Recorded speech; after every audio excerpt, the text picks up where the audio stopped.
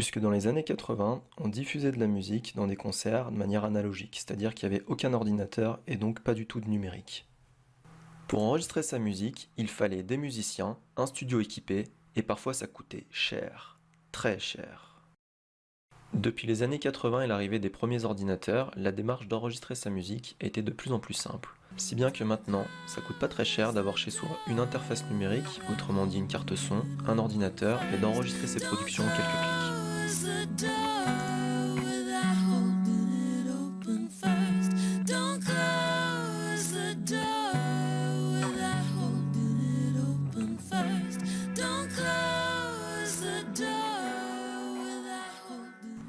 Alors c'est quoi la MAO? C'est la musique assistée par ordinateur. Ce terme regroupe à la fois l'enregistrement des productions musicales, comme on l'a vu précédemment, mais aussi la création de nouvelles œuvres musicales. On comprend bien avec ce petit schéma que pour faire de la MAO, il nous faut au minimum une interface audio numérique, autrement dit carte son, un ordinateur. Avec ça, on peut enregistrer sa guitare avec l'ampli, mais ça peut aussi être un autre instrument, un micro pour la voix. Et pour écouter tout ça, il nous faut soit un casque, soit un système d'écoute comme des enceintes amplifiées. Comme je disais précédemment, ces moyens techniques ne permettent pas seulement d'enregistrer, mais aussi de composer sa propre musique. C'est ce qu'on va voir maintenant. Sur ce deuxième schéma, on voit qu'on peut brancher un synthétiseur à notre configuration MAO. Les formes d'ondes analogiques classiques comme la sinusoïde, le signal triangulaire, en dents de scie et de forme carrée. Dans ce court extrait vidéo, on a vu qu'un synthétiseur, finalement, c'est composé d'un clavier qui permet de faire des notes, et aussi d'une palette de boutons qui permet de moduler, de faire évoluer le timbre et le grain du son qu'on veut. Certains synthétiseurs permettent d'aller plus loin que les sons synthétiques et électroniques. On peut vraiment avoir le rendu fidèle d'un piano, comme ici.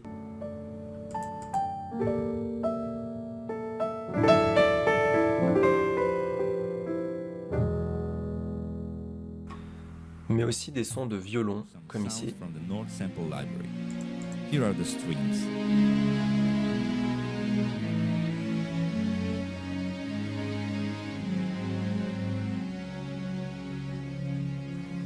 Et aussi de créer sa propre identité sonore, ou bien faire des reprises de morceaux connus.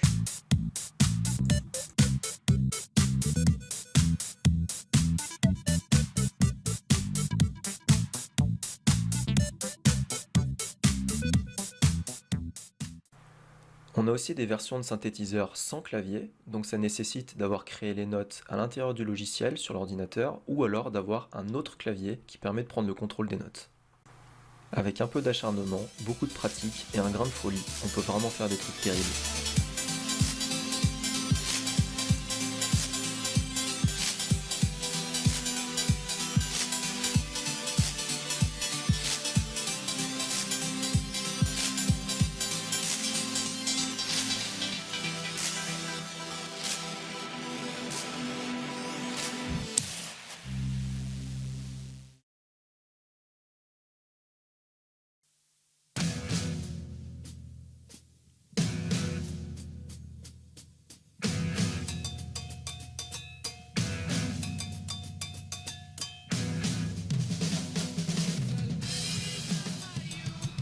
Alors comment ça se passe pour les rythmiques? Eh bien c'est pareil que pour les synthés, c'est-à-dire qu'on remplace la batterie traditionnelle soit par des batteries MIDI, donc c'est un peu ce principe-là.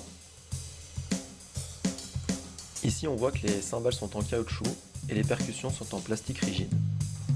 Tous les éléments de la batterie ne produisent pas de son directement. En fait, lorsqu'on tape sur une cymbale par exemple, ça envoie une information à l'ordinateur qui lui produit le son. Cela permet des choses originales, comme par exemple assigner à une cymbale un son tel qu'une voix ou tel quelque chose complètement différent d'une batterie classique.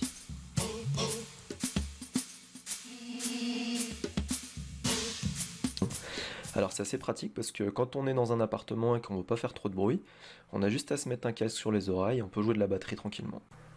Ça permet aussi, immédiatement et simplement, d'enregistrer à l'intérieur de l'ordinateur des séquences rythmiques qui pourront être la base de notre futur morceau. Passons maintenant à une autre manière de faire des rythmiques, c'est donc les boîtes à rythme.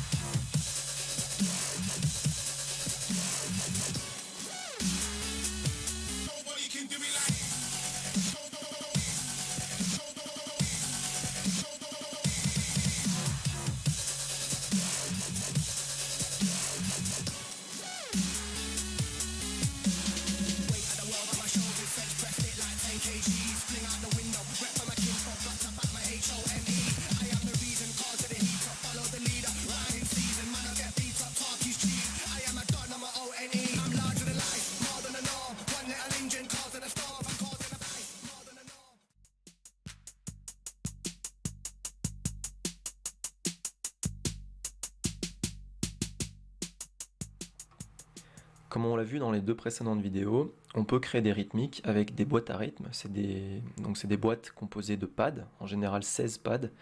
Sur ces 16 pads, on peut assigner des sons, un petit peu comme la batterie qui était reliée à l'ordinateur, et créer ses propres rythmiques. Dans ce nouvel exemple, on va voir une performance sur Machine MK2. Machine MK2, c'est un contrôleur que j'ai amené justement pour l'atelier. C'est un contrôleur, donc il a besoin nécessairement d'être relié à l'ordinateur pour pouvoir générer du son. Il ne génère pas du son de manière autonome. Et on va voir donc lors de cette performance que l'artiste lance sur son ordinateur la séquence mélodique et il va venir agrémenter avec des rythmiques. Donc il fait du beatmaking comme on appelle ça, donc c'est un beatmaker. Il vient garnir avec ses propres sons en jouant sur les pads.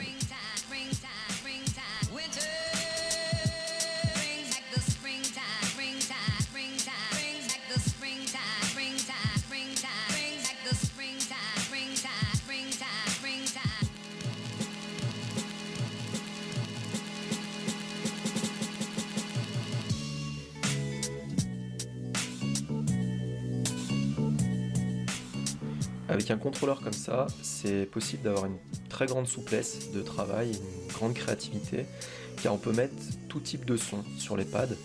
On peut assigner des couleurs pour s'y retrouver, donc c'est-à-dire que quand on fait de la scène, on peut mettre par exemple les rythmiques en vert et les petits samples de voix en violet. On peut aussi créer plusieurs groupes, comme on va voir tout à l'heure sur l'aspect logiciel. Et voilà, ça donne tout un tas de possibilités pour emmener la musique encore plus loin.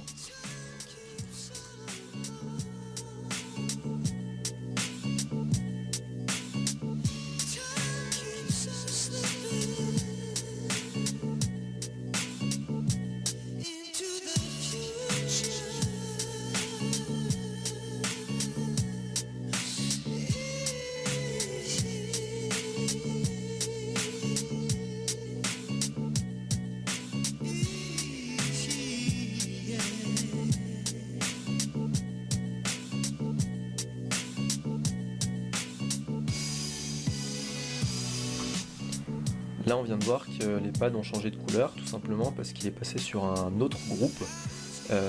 Il avait besoin d'autres sons et c'est pour ça qu'il a pu assigner d'autres sons sur ce deuxième groupe. Donc il peut aller jusqu'à 8 groupes comme ça, ce qui constitue une possibilité de mettre 128 sons différents sur sa composition. Passons maintenant au clavier de Native Instruments que j'ai amené pour l'atelier. Là aussi, le clavier ne produit pas de son lui-même, il contrôle des instruments virtuels qui vont du coup générer du son sur l'ordinateur. Ce clavier a double utilité car il permet de faire des mélodies, mais aussi permet de faire un lecteur de samples pour faire aussi ses rythmiques ou alors lancer des voix par exemple.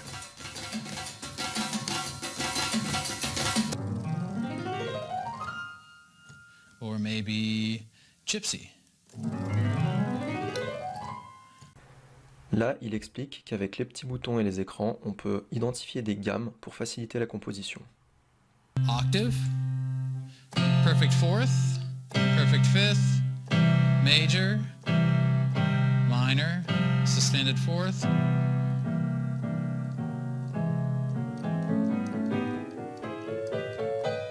Cet outil a été conçu pour faciliter la création de notes, si bien que quelqu'un qui n'a pas de notion de solfège ou qui n'a pas fait d'école de musique peut très bien faire une mélodie valable et exploitable dans son morceau.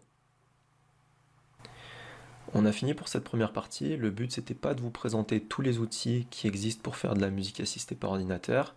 Il y en a beaucoup. Le but c'était de focaliser sur Machine et Complete Control de Native Instruments. C'est eux qu'on va utiliser pour composer maintenant. Dans une deuxième partie qui va venir bientôt, on présentera l'aspect logiciel parce que comme je l'ai dit tout à l'heure, en fait ce sont des contrôleurs, donc c'est-à-dire qu'ils sont liés à un logiciel informatique qui permet de générer le son.